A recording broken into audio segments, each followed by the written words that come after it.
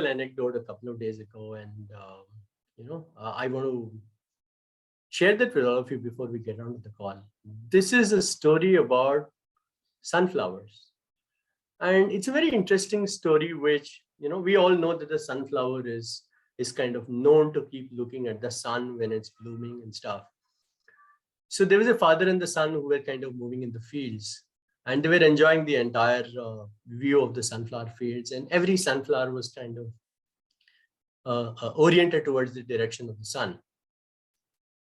And so that's when the father was explaining the son that, so this is how the sunflowers are. They get their energy and the source of wisdom and light and kind of everything from the sun. And this curious child asked a very important question. He says, what happens on a cloudy day? And the father thought for a second, and he says, thank you for asking this. Because on a cloudy day, the sunflower turns inwards towards each other. So they face each other to give their warmth and their light and their energy. And I think this call, Surfing with the Storm, is kind of all about this precedence where there are beautiful people who live on this planet and, have just amazing stories and incredible insights to share with the world. And how fortunate are we to have these people in our lives, and we to be able to share their wisdom and share their experience, with all of us. So I'm like really happy to kind of have Dr. Smita Kumar today on the call with us. So before we get on, and have Dr. Smita, so first I'd like to welcome Dr. Smita. Thank you so much for being on the call. And, so I'm just going to give a small introduction to, before we get into the Q&A of Dr. Smita. So very accomplished person, incredible human being, a yogi, a mindfulness practitioner, a teacher. But more importantly, the entire life story encompasses, I think, just a series of learnings that I think all of us can, like really pick up pieces of wisdom from. So she has an illustrious, corporate career of over 22 years, traveled the world, managed huge projects, continents, everything. And then there was this shift. So we'll talk about more about the shift in the Q&A. But after the shift, the life really changed radically. She moved on to do a doctorate from the Washington University, and kind of, and also did a lot of practices in mindfulness, how she learned yoga, why she got into healing. So this entire journey is very insightful, and I don't want to break the suspense right up front. So I think we will slowly peel the story as we go on. And we'll see, so if there are any questions, you can keep shooting them in the comment box. But otherwise, I think we'll just let Dr. Smita flow today. So really, thank you so much, Dr. Smita, for being on this call. So thank you so much and welcome again. Thank you, Neeraj, for having me, and thank you so much for inviting me to this talk, which is really, really very meaningful. And thank you for all the kind words you shared. Thank you. Great. So without much ado, I think we'll get on straight in terms of, how is your life like in the corporate world, kind of slowly growing into that and getting to a place where everybody wants to kind of be there, so how is it kind of growing and being in the corporate world at that point in time for you? I think like anybody who enters the corporate world, I was also excited, but I didn't know much about the corporate world.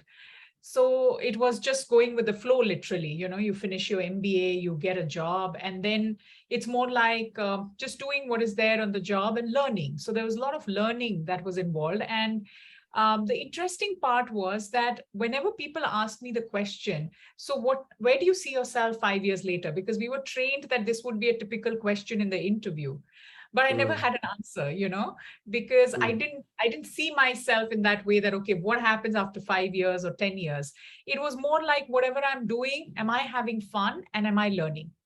So almost, I think 3 years down the corporate career, in one of the meetings, I realized that for me, that was the most important thing. The two things. One is having fun. Am I enjoying?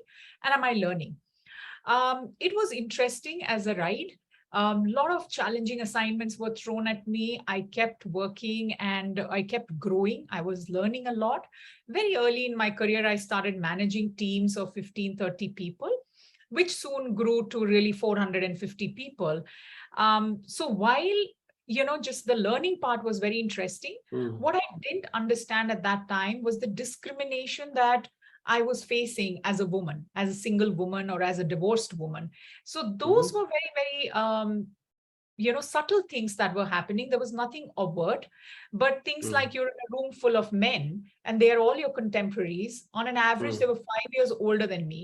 And very often than not, I didn't have a voice, even though I was sitting at the table, but I didn't notice. Or there were comments that were made, which in today's context would be considered as sexual harassment, but they would just Mm. get by, because we didn't know. There was no Mm. vocabulary, there was no awareness, but somewhere it would just leave you feeling bad. I can Mm. talk about one incident where, at one level, my performance rating, despite my work, was really put down. And when I had a meeting with my boss, a male, Mm. Mhm. said the reason was that I don't network very well. And I was like, what do you mean by network? Because I'm Mm. very well connected with my colleagues, I get work done. He was like, no, you don't hang out for coffee breaks and after work dinners and drinking party. And imagine a single woman who's just going through divorce, or even if she's not going through divorce, I don't want to hang out with men or everybody, at work. Mm. I don't feel Mm. like being social with everybody I work with. Mhm. Hanging out is with people that you connect with and you want to genuinely be with. And so that was really the reason why my ranking was put down. And there was nobody who would listen or understand. But still, Wow. I didn't realize that it was discrimination. Because I remember Mm. in those days, people would ask me that, were you discriminated as a woman? And I was like, no, I don't feel there is any difference. And that is where, you call it as unconscious. So I was not aware of it. But when your Mm. eyes open and you learn this language, you understand it better, you start seeing, then you see what are the different things happening. Mm. Much later in my career, or this is another part. When I started off, my salary was almost less than half compared to my Wow. contemporary who was a male.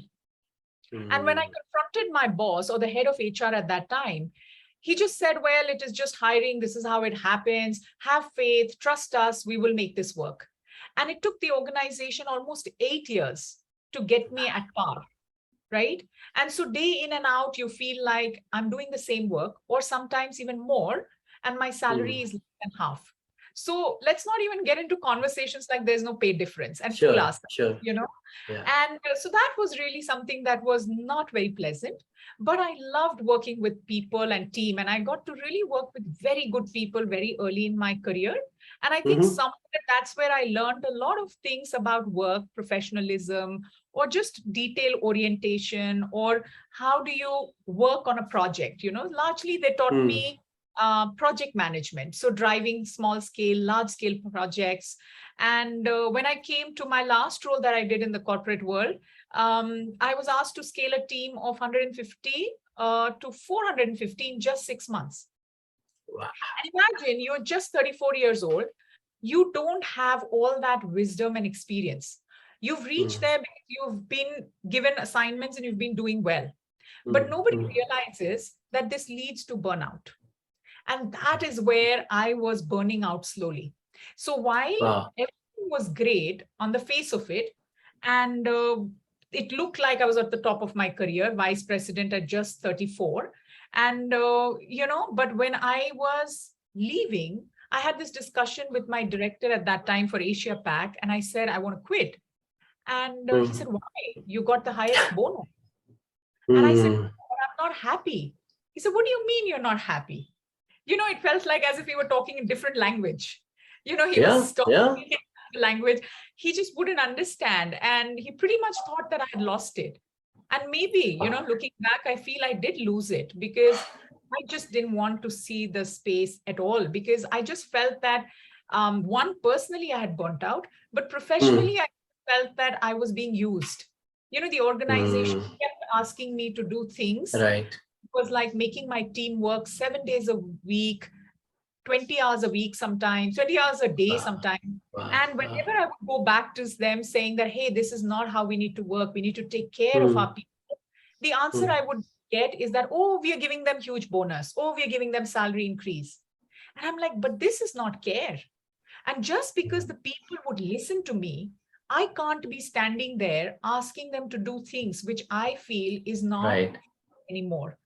So it was kind of a huge loss for me that even though my team would listen, the people I was working with, their priorities were very different than mine. Our values were very different. And I think that started becoming very apparent to me at that time, which is Mm, when I decided to quit. So yeah, it wow. was deep unhappiness at a personal level, but it was Mm. also realizing that there was a huge difference in value system. And just I had seen the underbelly of the corporate world, and it was not nice. Fantastic. Wow. So while, so much to kind of process for all of us from this at one level, in terms of the discrimination. But I just want to keep that aside for 1 second. Not that we will throw light on it a little later.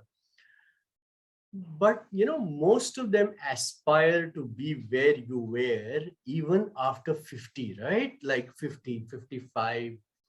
They want to get there. They spend their whole lives trying to get where you were at 34. Mm. And for you to take the flight off the corporate ladder, so-called, and more like a paragliding to slide and flight downwards, in a sense, which people would look at. What was that? How would you kind of relate to how so many people want to get there where you were at 34, and you at 34 are saying, I've had enough. I'm going to let it all go. So, Interesting question. I think when I look back at that age, like I said, I never had a goal. I never had a mm, position that I was attached to. So even that position, I was never attached to that this is where I wanted to be.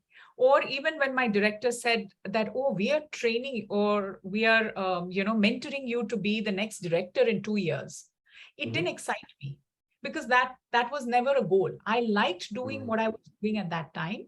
And if I kept learning, then that was great. So in some ways, in a very, very unaware way, I was mm, actually just living in that space. I don't want to use that I was living in the moment because I didn't know that's what I was doing. It's right. more like when I introspect, when I look back, then I say that, okay, maybe that is where it was coming from a very Mm, deep place that I just liked to be where I was in that moment. And if I was not happy, and if mm, it didn't feel like it was connecting to my value system, then I didn't mhm, want to do it anymore. You know, right. and the Mm, other thing that had happened, which I know, we'll somewhere talk about, is that I had just come out from a very abusive marriage. And then I started feeling that even my work had become abusive. I had let it become interesting. abusive because I was single. And very often than not, in the corporate world, if you look at Mhm, a lot of people who have been on the top for a very long time, and especially in large organizations, you will see they are usually single people.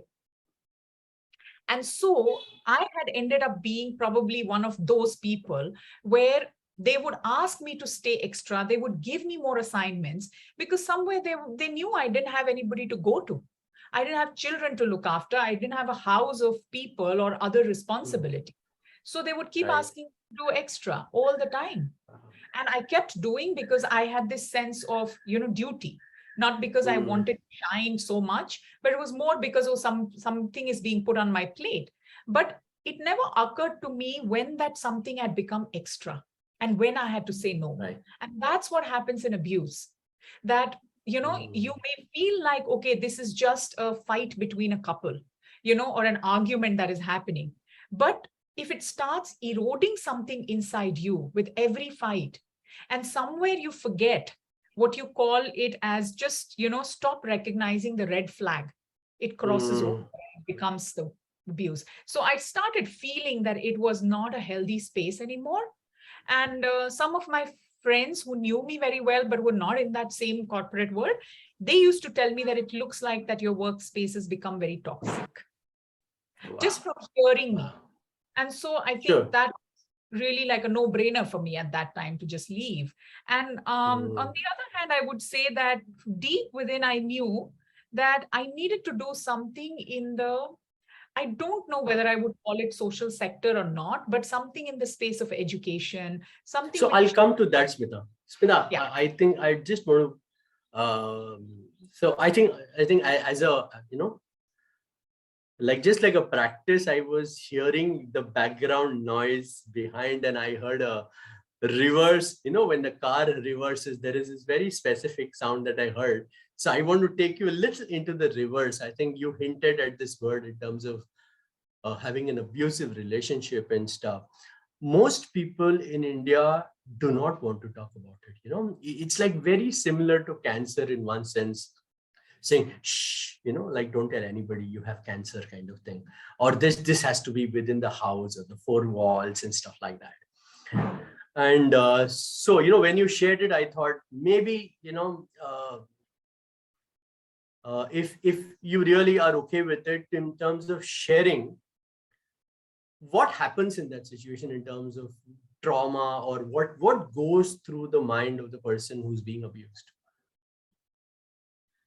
Well, I think at that time when I didn't even know it was abuse, it just Oh. starts from this feeling that there's something which doesn't sit with you. You're not happy with that interaction, conversation, or whatever, and you're struggling. You feel like somebody who's trapped.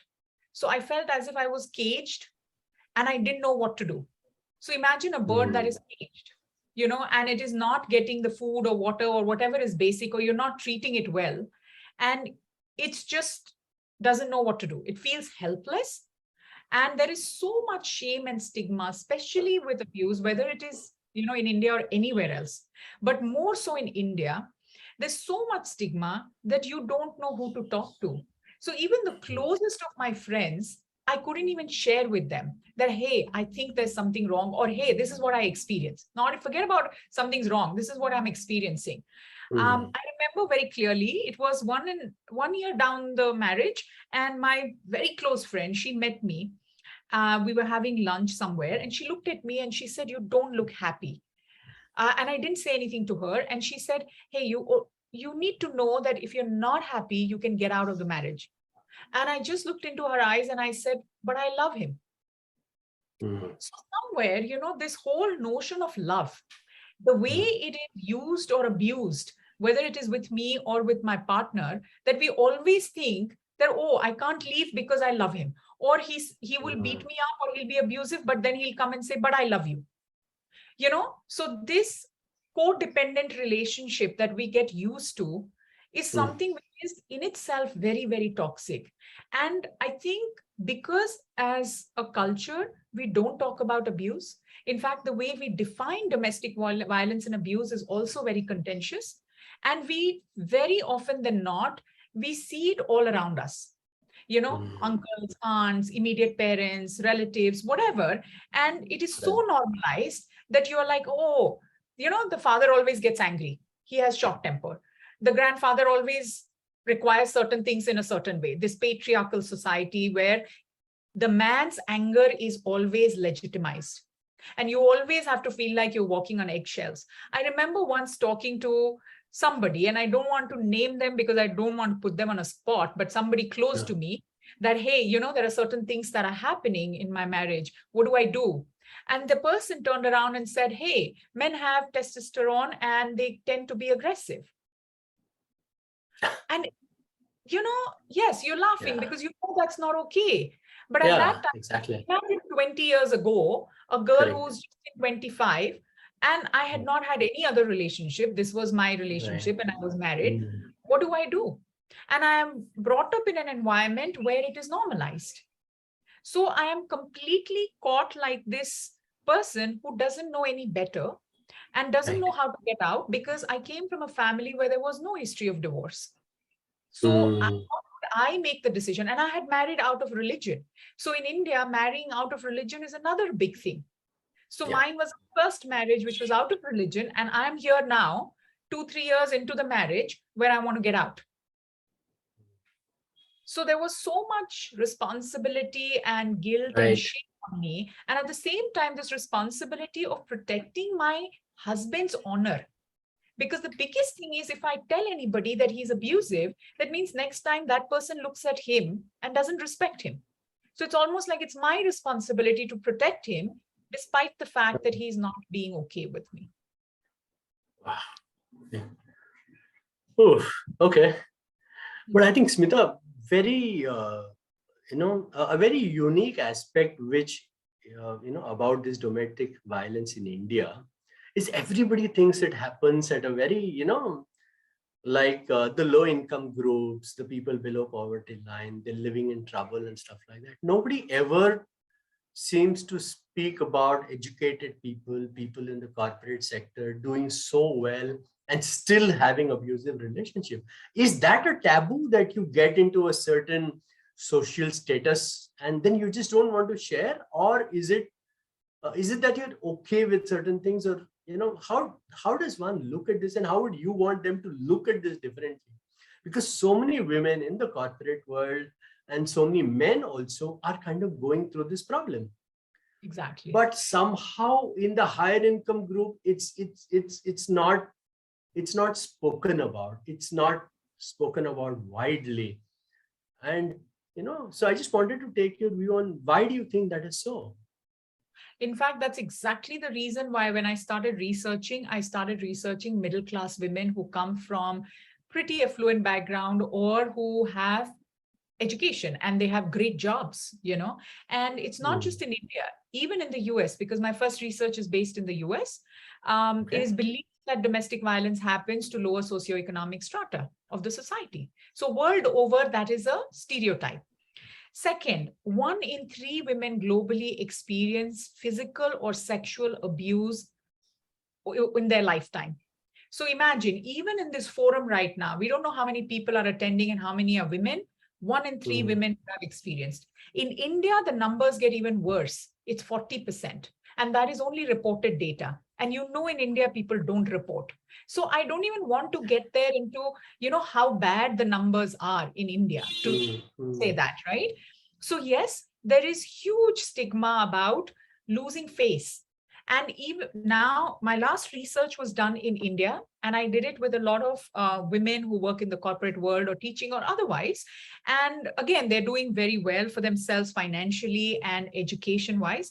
And all of them had to say the same thing, that, hey, when we experienced this, it was so hard to say and talk about it because there is this image that you have to protect. Yeah. Not just, your image to you, but your people, your family, your friends, and if at all it goes into your workspace. Because imagine, nothing is going fine in the house, right? Your home Hmm. is not Hmm. a safe place. Your work Right. is where you have respect and honor. Hmm. And the moment you would talk about it, you're going to lose that. How can you So is it risk being? almost like, no, I'm just trying to compare it with cancer also, right? The minute you share with somebody Yeah. that, I have a certain kind of cancer, the view and the perspective that people start looking at you immediately shifts. Yeah.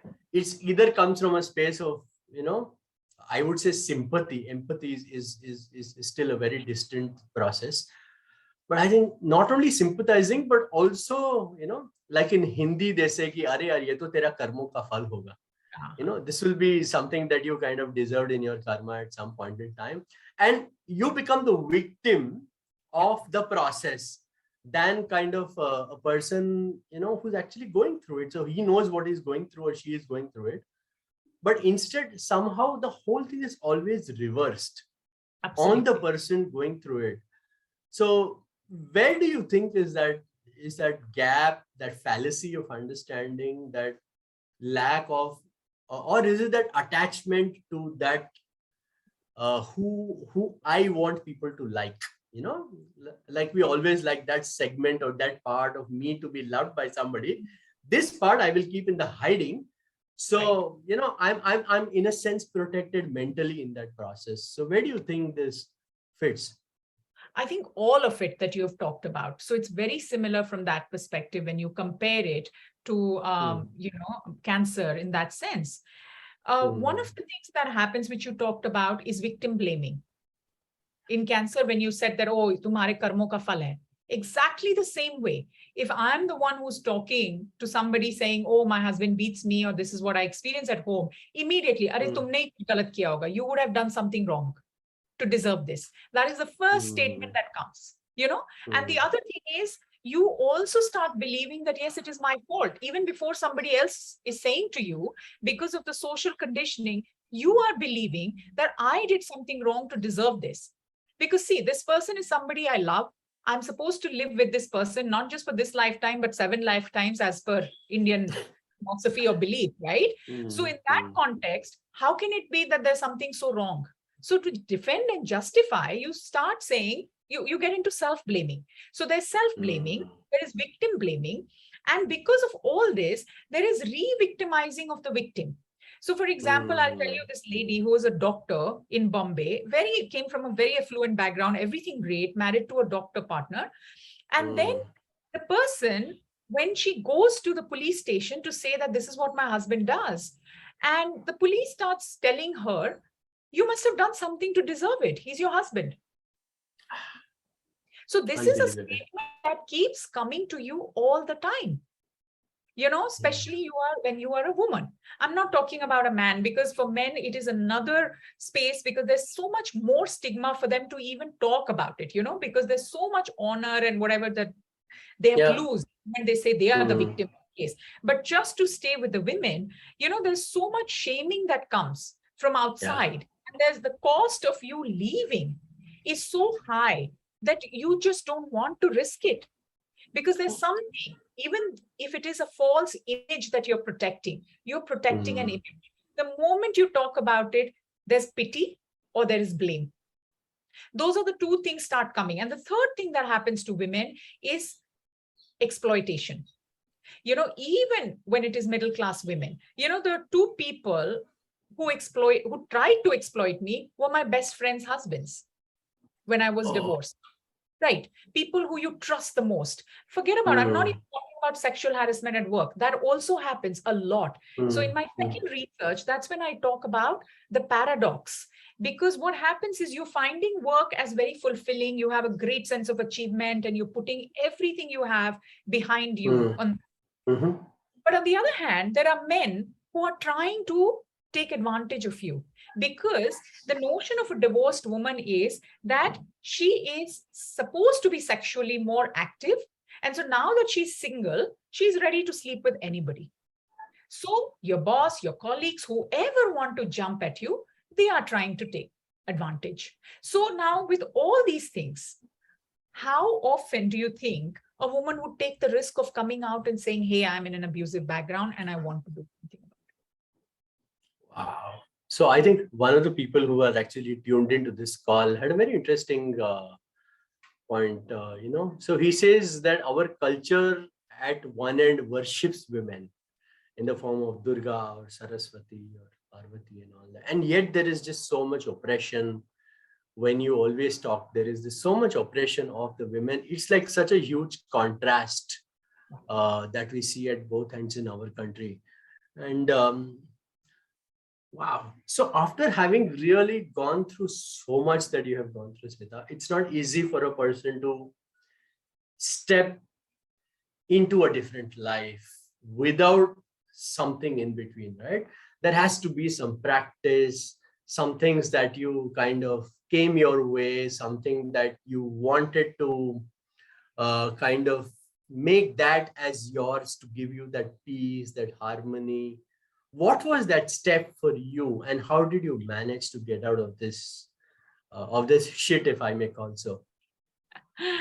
I think very, very intuitively, very early in my journey, I think as I was separated and I was just going through the legal process of divorce, I knew I needed to heal. And so I started looking for therapists because that's all I knew at that time. And probably I was ready only for a psychotherapist, you know. So I Right. started seeking them out. I got into therapy for 1.5 years and then continued in different phases in my life. So I knew that healing was important very intuitively. Okay. At a certain point, I think I realized that just this cognitive or behavioral therapy or healing was not enough. I needed more because at the end of it all, I still had questions. Why me? And that psychotherapy doesn't answer. You know, they will Sure. tell you that, okay, you displayed certain behavior where you carried that energy of being a victim, Yeah. where somebody could come over you and do whatever. So all of that is fine. But deep inside, I still had questions which weren't answered. And so my first, experiment was with something little different, was past life regression. And I Interesting. went ahead and I did past life regression, but that also was done by a psychiatrist who was trained by a person who's written many books, Dr. Brian Weiss in the Oh, US, wow. the Yes. first person, in 85 who Yeah. wrote books. So he in some way, made it more like acceptable in the scientific form, And Okay. so I went to another, and this doctor was based in Hyderabad. I was in Bangalore. So I traveled and I got my thing. But somewhere in that opening, I felt that now I'm becoming open to different modalities of healing. So that was a beginning. Then I Okay. tried Reiki, I tried other things. So it continued as if healing had become the most important thing in my life. And as I was going through my corporate career, and then in 2010, when I quit, I moved to the US. And again, I knew very intuitively that I just needed to leave India and I needed to get out of all this. I Sure. moved to the US without any plan about what I'm going to do, but I knew I wanted to study because this desire to learn was very important. As things had to move, I found a great place where I started doing my doctoral degree and I started learning. I found there were yoga studios around. Now, I was practicing yoga, but yoga was not the thing for me till then.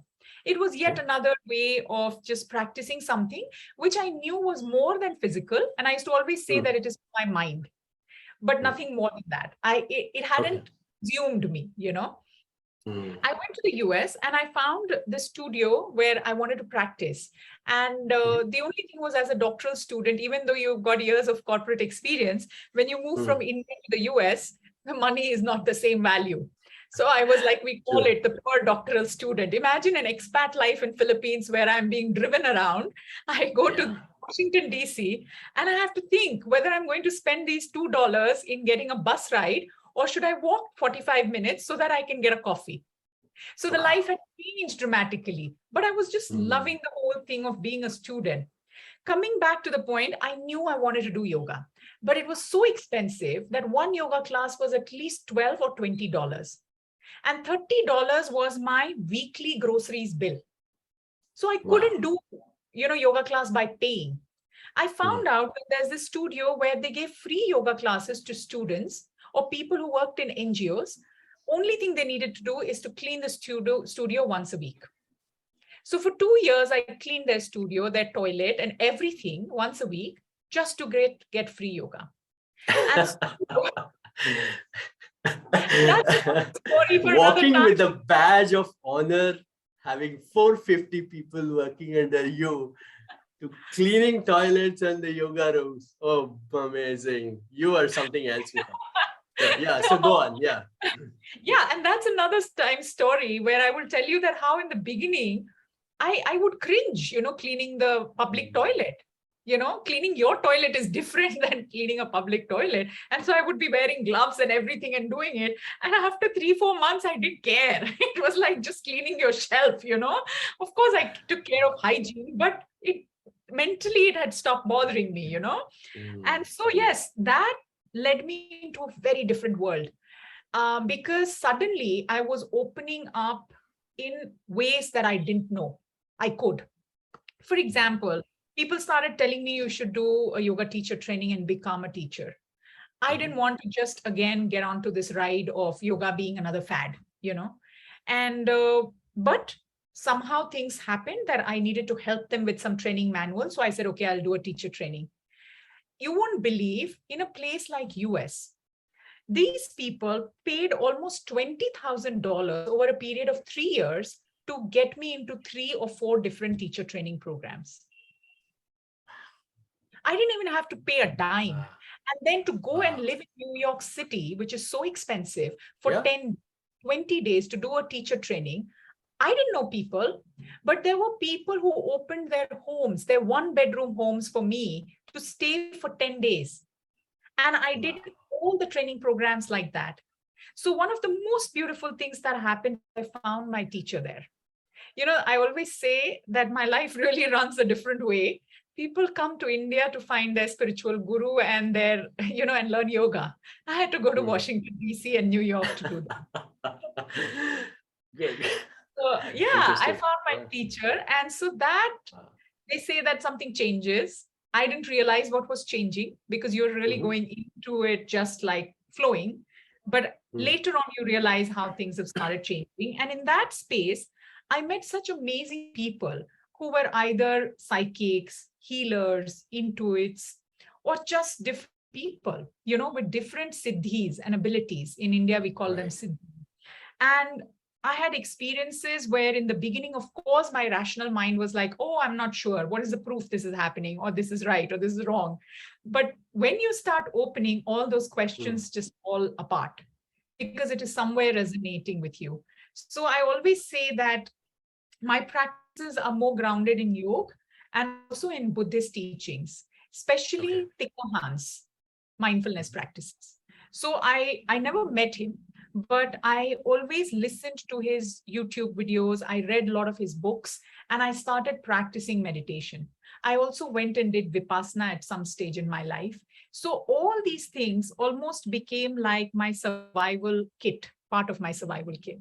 Mm. And not a day goes by when I'm not doing some of these or all of these in different ways. I always say to people that if I don't do it, I would pretty Mm. much be on antidepressant by some or the other doctor. So these are really my antidepressants. So I need to do this. Beautiful. The other thing what also happened is I started talking about how I met great people in my life, and they all Mm. reminded me to to seek joy, to seek respect, to seek love. And so slowly what started happening is the people who were really in that space started coming close to me Mm. in a very beautiful way. So your Interesting. surrounding changes. And when that changes, everybody is teaching you and showing you something which is so beautiful. And so your focus is Yeah. changing to looking at this rather than sitting and cursing people who had harmed you or feeling Sure. sorry for yourself, right? Sure. But more importantly, once this learning kind of comes to you, or this, I call it the shower of grace, where grace literally kind of showers on you.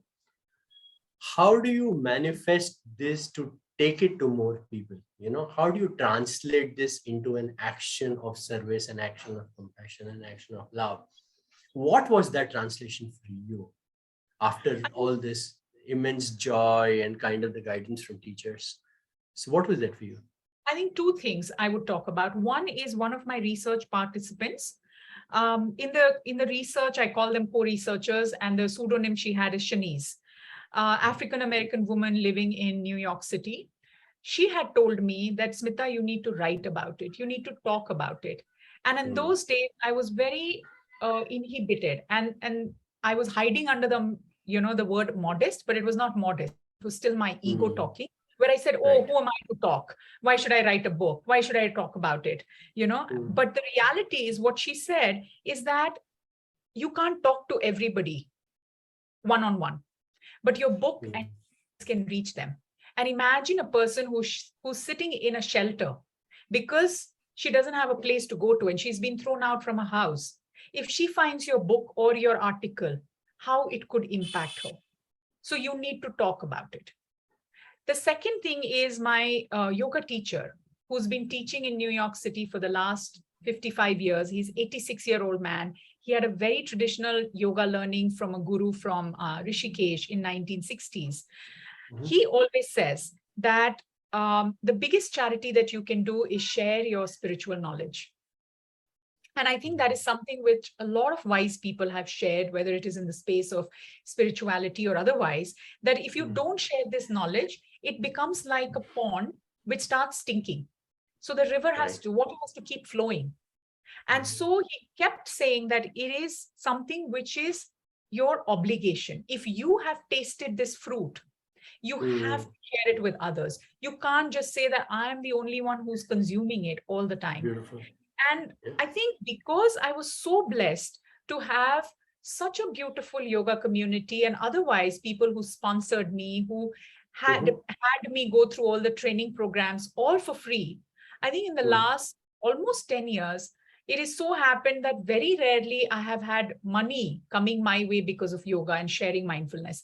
It's largely been that I have done it as a service, whether it is at the university where I was teaching in Morocco, whether even in the US where I was teaching for free in community centers, or in India at schools or Buddhist monasteries. It's all been almost like an obligation that I received it, so I need to offer it. I need to share it. Wow. So I think those are the two things that I would say comes to my mind right now. Huge. Yeah. And those are huge responsibilities as also in terms of, how you take it forward now. So with all these experiences, with all the sharing and the wisdom and kind of everything that you've been through in your life and the journey itself, what are your priorities now? And how do you look at this time ahead for you? I think, at one time in this journey, you realize that you're not the driver. You're not sitting in the driver's seat. Somewhere when I would say maybe 10 years back in my past life, but I'm talking about still this life, the other phase in my life, I felt that I had control over things. I was doing things. So if I wanted a job, I prepared very well for it. I went for an interview. I did a great job at the interview. I would land a job, right? And land the job. So I would get that. But somewhere in the last, I would say 5-6 years or so, I think it started dawning upon me that am I really the person in control? Am I really controlling? Because there were things that I so desperately wanted, but they wouldn't happen despite me giving everything to it. And whatever that, whether it was in the professional space, whether it was in the personal space. So there came a time when I started realizing or noticing that, hey, there's something that is happening, which is in my good. So it's not that I'm coming from a space of being a victim, that, oh, I'm at the mercy of my fate or my destiny. No, there's something that is happening where I have to pay attention to, because there may be a path or there may be something that I need to do, which is not coming to me in a conscious way. And I think that awareness and that knowing you need to hone upon by sitting in silence and being quiet and going inward. You can use any modality to practice, whatever works for you, just a simple walk, going out in the nature, sitting with yourself, meditating, writing, whatever that may be, but going within. And so at some stage, I would say that that realization started coming, but that doesn't mean I knew what I wanted to do. It wasn't served on a platter. But one thing that started becoming very clear, that I need to find what is my soul's purpose. Why am I here? What is it that I need to offer? So yes, I had a great corporate career. I had all the education or everything. I met amazing teachers in my life. What next? And so when I was in Morocco, almost, I think 4.5 years ago, I designed a course in mindfulness, which was not taught in any university. Like there are workshops that are done in universities and things, but I designed a course in mindfulness, and it all came to me. When I use the word came to me, it was a lot which happened through intuition, meditation, and all of that download that you call. And when I designed the course and I offered it to students, imagine Moroccan students in a Muslim country, they just loved it. And year after year, they wanted me to keep teaching it. I taught 4 batches. I did research on it. And in some way that became like the space that I felt that, okay, maybe this is what I need to do. The faculty, the staff, everybody started asking me, hey, can you do retreats? Can you teach us? We want to learn. So last year, I left my job in Morocco and I came to India. And I just knew that this is the space that I need to be working in more and more. Again, with no specific idea that how exactly this is going to unfold. And Mhm. honestly, that is not a very comfortable space to be in. When you don't know. So you may have an idea that, okay, it's mindfulness. Okay, but how am I going to go where? So to Mm. stay with that uncertainty and be in some way pause and be okay with the unfolding that happens. I think that is what I have been doing for the last 1 year, traveling a Beautiful. lot, meeting different people, conducting some workshops, teaching in some Mhm. places, and trying to find out that, okay, how this would, what shape this would take. So it could be just like I said, I was teaching young monks in a monastery in Mhm. Himachal, or I was offering workshops when I was in Auroville, or virtually I was offering sessions, or Mm. in the corporate sector, there was somewhere I offered, or in educational institutions. So in whatever way going in this space, so mindfulness definitely is something which is close to my heart, but also in the space of domestic violence. Because increasingly Right. what happens is people find that I work in this space, they reach out to me, whether it is through LinkedIn or Facebook, they know Sure. somebody, or a lot of times they don't want to say it is them. So they'll say, my friend is going through this. A lot of Correct. times it is also men who reach out to me saying that, do you also research men who suffer? And so how do you then, work in that space? Again, the Sure. medium could be whether it is education or whether it is awareness or workshops. So those are the two spaces that I would like to work. Interesting. Interesting. So just before we move into the audience Q&A, no, I wanted to ask you one question since you spoke about mindfulness and certain practices that you've been doing. For a person who's going through so much chaos and trauma in his head and physical kind of state of trauma, it could be either cancer, it could be violence, it could be any kind of a trauma that somebody is going through. What are the 3 practices that you would recommend for them to start this journey on, or rather put them on this journey of mindfulness?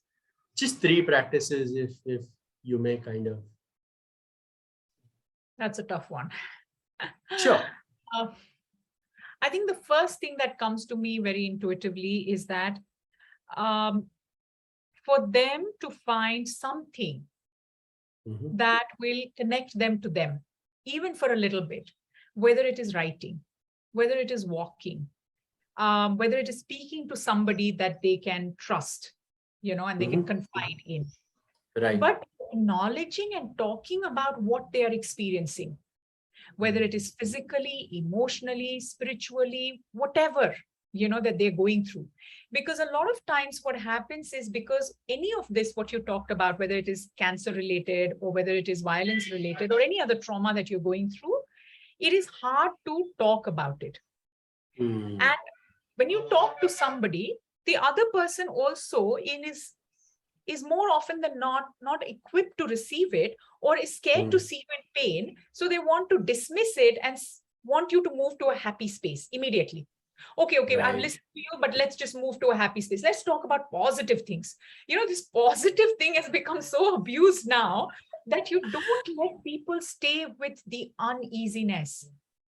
And I Mm. think in mindfulness, whether you talk about it from yogic practice or whether you talk about it from Buddhist tradition, the first thing is that we are taught is stay with the uneasiness, stay with the discomfort. But that doesn't Right. mean that you're in a household where you're being abused and you stay with the abuse. No, I'm not talking about that. You Mm. definitely seek help, immediate help, whether it is medically, whether it is otherwise.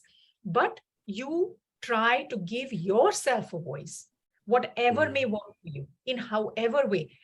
If the person is going through a lot of trauma and abuse, to ask them to sit in silence may not work, because they will more often than not Sure. break down, they will cry, they will have worse impact. In fact, one of Mhm. the criteria that I always mention to especially my students when I used to teach them these 4 months long mindfulness courses, is that if you're going through any trauma, or if you are in you're medicated for any mental health issue, we need to talk about it separately, whether you're ready for these practices or not. So Mhm. one needs to watch that. The other Sure. thing I would say is that if there is something like a very simple, soothing, guided meditation that may work for you, or you're listening to certain music that help you, Mm, you move in that direction. mm, Trying to find at least one thing that you can do which gives you some kind of a relief. I don't want to go into the space of using words like joy or happiness, because with that level of trauma, there is no room for joy at that time. And if anybody talks to you about it, you just want to run away or you want to give something back to that person, which won't be pleasant. But it gives you some respite, you know? So it can be as simple as just treating yourself to something that you like. But for a lot of people, that may not even be possible physically or even otherwise. Imagine you are physically unable to move. What can you do?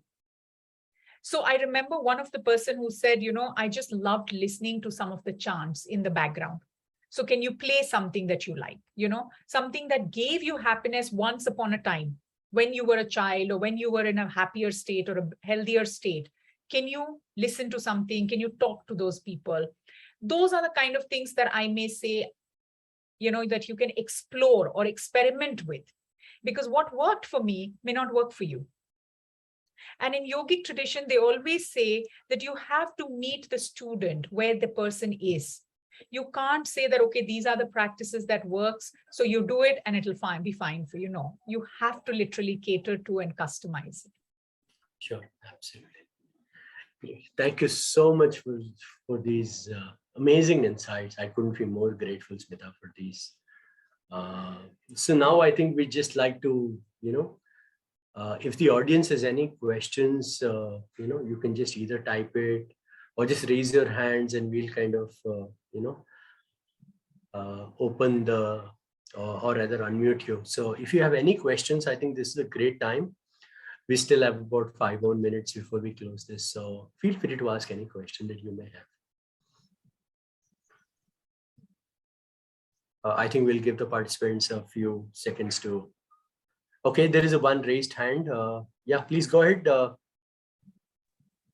So my question to you, Smita, is that often times women are bound by the moral compass. So the word divorce is a complete no-no. Or, even if you speak about problem, people will start saying, "Arey, tu usko chhodne wali hai." They jump to that, and then they show this moral compass that how the society is breaking apart because women are getting divorced. And and and this is what runs across in the faith around us and everything. So even if a woman is trying to make an effort, it she's pushed back. And how do you deal with these situations then? Like, what do you do? Like, what is it that someone can do or reach out to? Like, you're breaking a moral something, and it's very, very tough. So you really need some guts to do it, or you should just have a I don't care attitude to get to it. So what would you suggest that a person does? I think two things that I would talk about, one from my life, what I did, and one from the women that I've spoken to. So what I did is I hardly got support from my family when I was seeking divorce 20 years ago. But there were two people in my life, one of my closest friends who had already gone through divorce. And second, I found my lawyer very early in my life, in the process of divorce, the divorce lawyer. The two of them were like rocks in my life, and they supported me. Or my lawyer was so smart, she used to just send me articles about men who are batterers or abusive. And so she didn't want to actively just say that, hey, you need to just seek divorce. No, she used to send me articles, so I would read about them. And my friend who had gone through divorce, she had her lived experience. So that those two people became really, really strong people. And yes, the third person was my gynecologist, who was the first one who helped me even understand that I was going through abuse. And she was a family counselor as well. So these three people, I would say. So seeking people who you consider are experts or people you can trust. So I think that would be one thing. that I would advise, in the sense, though I don't like to use the word advice, comes very freely in India, but I would suggest that you should try and see if that's the space you can go into. Second, I would say, whenever I have spoken to women who are survivors of abuse, that they have reached the point where they have felt a threat to their life, which happened to me also. That there was one day I woke up where I felt that I don't know if I would be alive anymore. And most of the women I have spoken to, they have had almost near-death experiences. Some, even one woman actually came under the car. Her husband was trying to drive over her. She fell down and he was going to drive over her. There was another woman who had a loaded gun held to her head. So when you've had experiences like that, you really reach a point where you're like, okay, it's the basic survival instinct. Am I going to stay here and die, or am I going to fight? But all of them have talked about reaching out to people that they felt could support. Some of them spoke about people at work that they reached out to, and the work people actually helped. So it was not so much as professionally they helped, but people who had become their friends or confidants, and they helped.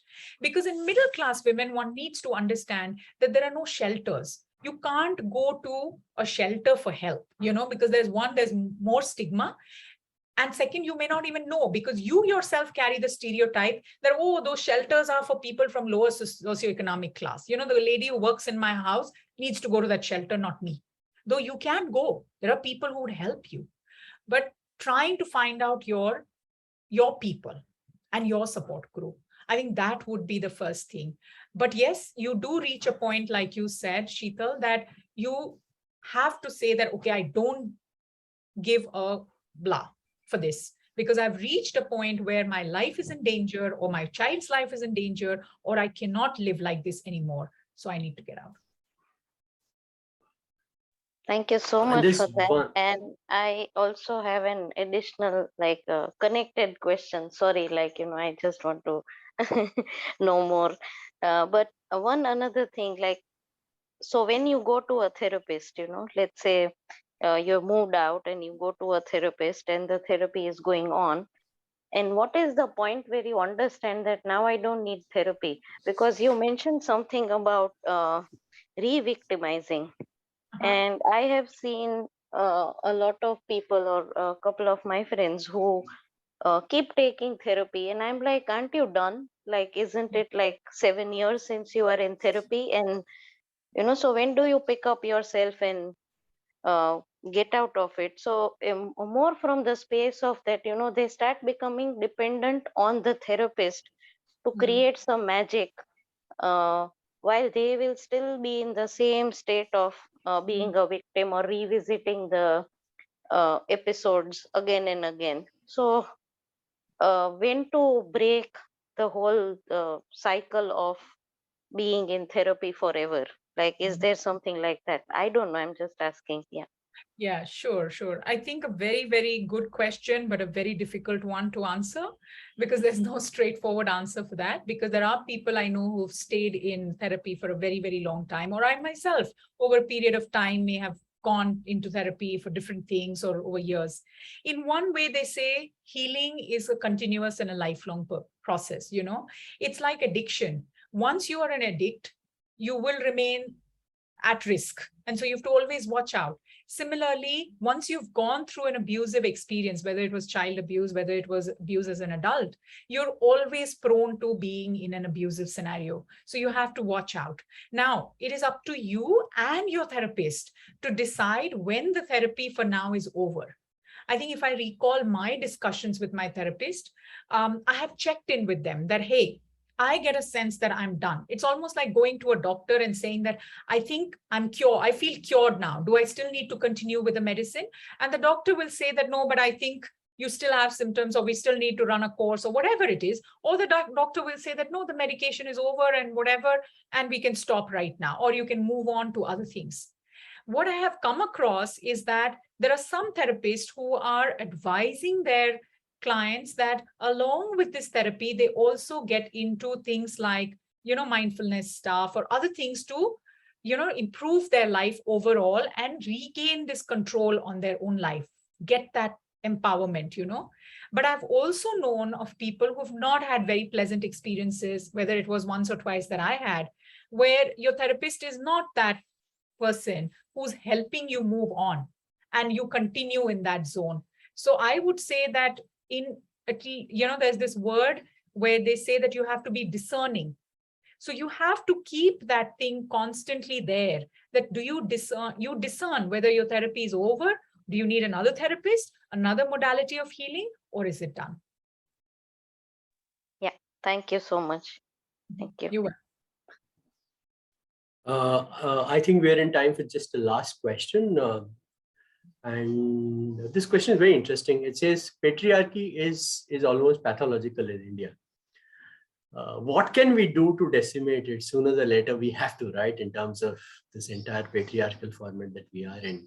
But as an individual, what can I contribute to do this at one level, at an individual level, one at a societal level, and one at a policy level? What do you think are some of the steps that we can take at an individual level to start decimating this process of patriarchy? I think there are several things we can do. It will be a long answer, but just in the interest of time, I would look at some of the points for each of the areas. Personally, I think just to acknowledge yourself that this exists. I think that itself is a first step. Talking about it in your groups, whether it is family, friends, social, professional, that this is what is happening. Not dismissing it by making it an individual's problem, but also talking about it as at a systemic level, because only then we will really let people open their eyes to see that there's something wrong. Like I talk to my friends especially who have male children, that, hey, what are we doing? How are we working? How are we parenting our male child? We do so much to tell our female, children or daughters that, hey, you need to do this, you need to protect yourself, you need to become strong, blah, blah, blah. But how many times are we telling our sons that, hey, you need to be more compassionate? Hey, you need to be more empathetic. Hey, you need to be kinder, or this is not okay. What are we doing? No. Instead, especially in India, we always cushion them. We dismiss anybody talking against them, and we defend them so fearlessly, as if we are always handling something which is so delicate and which will break. And by doing that, we are doing a huge disservice, because what is happening is that if a male child is crying, the first thing that we say, hey, don't cry, you're a man, or you're a boy, right? Or as they go ahead in life, even if in a very, very personal situation we are with our male partners, we will want to overcompensate for their emotional stuff, because we know somewhere that, they find it hard to express themselves emotionally. That's another stereotype. But by doing that, we're doing disservice to them. We're disrespecting them. We need to help them express their emotions in a lot more healthier way. And in the beginning, express the way they want to, because as a child that is born, the child doesn't know what is abuse, what is okay, what is not okay. If it is a male, female, or any other child, when they cry for milk, they all cry the same way. Nobody cries differently. They fight for toy, they all fight the same way. But we overprotect, or we defend, or we do something with a male child. So I think what I'm moving into after awareness and talking about is really how we are raising our children, especially the boys. I think we need to really rethink. And it is not going to be pleasant, because the biggest pushback you will get is from within your family. The moment I started doing research on domestic violence, my own near and dear ones started either feeling threatened, or they would always stay away from me in these discussions, or they would push back, whichever way it was. But it is very easy to say, hey, I don't want to have a conversation with you, your family, I want to protect the relationship, or I break my relationship and I go away. It's not going to work. In some cases, you may have to do it, but it's not going to work. How are you going to slowly be in a space where, with compassion, with awareness, you keep pushing the envelope, you keep working at it? Right. Policy level wise, I think there is just so much we can do. When I'm talking about from a work perspective, where is it that we are talking about domestic violence and work? Very rarely organizations talk about it. We've gotten into talking about chronic illness, health issues, or other disabilities, or even addiction that employees may suffer. but we don't Yeah. talk about domestic violence. So we need to talk about it. We need to make spaces safe for women and men, where if they are coming in from a domestic violence background, they have places to talk about it. Or if they need leave or they need some support, even if they're not able to talk about it, we are Right. able to provide that support. We have to make it Mm. safe so that they are not re-victimized at work, you know, by going through sexual harassment or Right. their promotion being compromised or other things. So you need to do those kind of things from an Right. organizational perspective to at least Mm. protect that, you know. I think the culturally, I feel is something we need to do a lot more, because Sure. even though there are certain laws in place, it is a different matter when it comes to a household. You can still Sure. shush that topic. You still tell the person, hey, be quiet. We have to protect the marriage. We have to make it more, you know, you stay in the marriage, whether it, if there's a child, then for the sake of the child or whatever it is. Mm. So I think, yeah, there are a lot more Ah. that we can do. Yeah, I think there's a lot of work to be done, and certainly one which I'm taking up as my task is to certainly speak with you at a much deeper level about this. How can we bring this to the corporate, especially? I think this is very important. It's a topic which is rarely opened up, in spite of, so abuse within the corporate world is spoken about, but domestic violence and issues of domestic and how to handle it and the awareness around it definitely needs to be raised. Yeah. So I don't have any words for this phenomenal conversation that we just had but I think we just know that you're an incredible human being who can touch millions and thousands of lives, as we kind of go. And yes, there's a lot of work to do, but I'm just so glad we had you on this call today, and immensely grateful, to you, Smita, for this lovely time that you've taken out. Yes, thank you so much. Thank you so much, Neeraj, for having me. Thank you, everyone, for being on the call. I think it's just more than a pleasure and an honor to be here and to share, because, yes, we need to talk more about these things. So thank you. Thank you for giving me the opportunity. Absolutely. Thank you so much, Smita. You take care, and yeah, have a great weekend, all of you. Thank you so much.